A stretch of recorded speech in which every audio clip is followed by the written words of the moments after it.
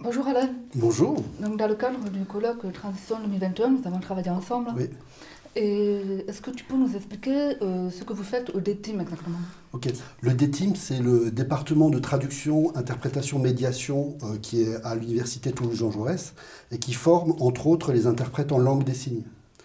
Et dans le cadre de notre formation, on a un enseignement qui est dédié à un thème qu'on appelle lexique et pratique interprétative. Et dans ce cours, on apprend aux étudiants à se débrouiller pour produire de la langue des signes dans des domaines très techniques ou très complexes.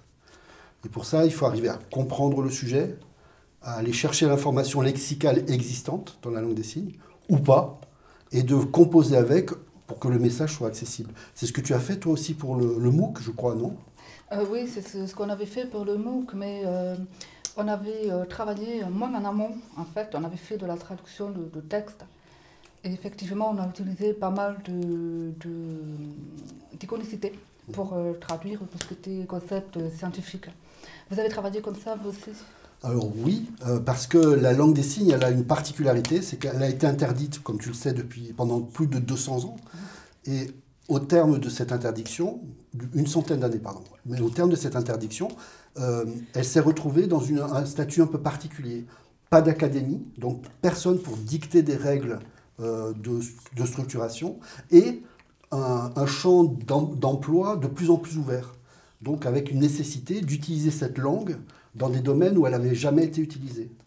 Et donc, plutôt que de travailler sur de l'enrichissement lexical pur et dur, qui est une méthode un peu barbare et qui risque d'influencer négativement la langue, on préfère travailler avec les étudiants à réfléchir sur la compréhension des concepts et comment les exprimer. Et tu as parlé d'iconicité.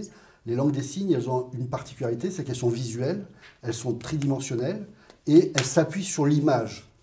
Et donc, on est obligé d'utiliser l'image dans la façon dont on produit les expressions en langue des signes. Tu as le même problème, je pense que c'est pour ça qu'on travaille de la même façon avec dans le MOOC, vous avez eu le même genre de difficultés. Oui, tout à fait, tout à fait. On avait pas mal échangé justement pour essayer de trouver quelle était l'image, on va dire, la plus adaptée pour traduire ces différents concepts. Et justement, du coup, lorsqu'on a fait une réunion autour de ce colloque, j'ai vu qu'il y avait des difficultés pour comprendre le sens de certains mots, Oui. suivant les domaines scientifiques dans lesquels je travaille. Et donc je me suis dit, ça serait intéressant peut-être de voir quelle est la version de la langue des signes, le point de vue, pour essayer de clarifier ce sens. Oui. Donc c'est pour ça que j'ai pensé que ce serait intéressant qu'on travaille sur certains mots de transition écologique, pour voir comment vous pouvez les traduire. Absolument.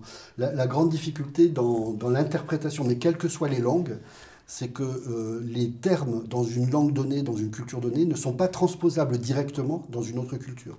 Donc la réflexion, quand on compare deux langues, va permettre de bien affiner le sens d'un concept, puisqu'il va falloir aller au-delà du simple mot, de travailler la définition, de comprendre la définition et de composer avec les éléments culturels de l'autre langue pour pouvoir évoquer à peu près les mêmes champs sémantiques dans les deux langues.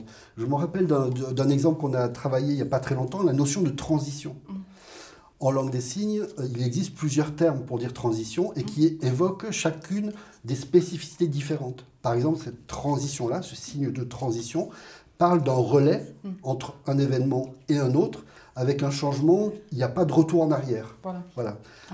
Ce signe de transition, qui existe également, parle d'une évolution, mais elle induit la possibilité d'une réversibilité.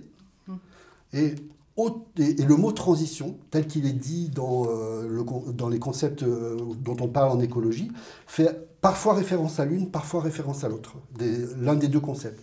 Et pour le colloque, on a travaillé sur un signe qui est transition, qui est en fait un cumul des deux concepts, pour laisser la possibilité aux étudiants ou aux apprenants ou aux gens qui réfléchissent d'avoir ces deux notions à disposition pour pouvoir les réfléchir.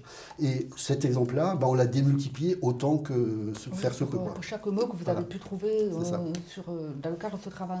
Et du coup, est-ce que tu pourrais nous en dire plus sur le travail lui-même que vous avez fait? Non.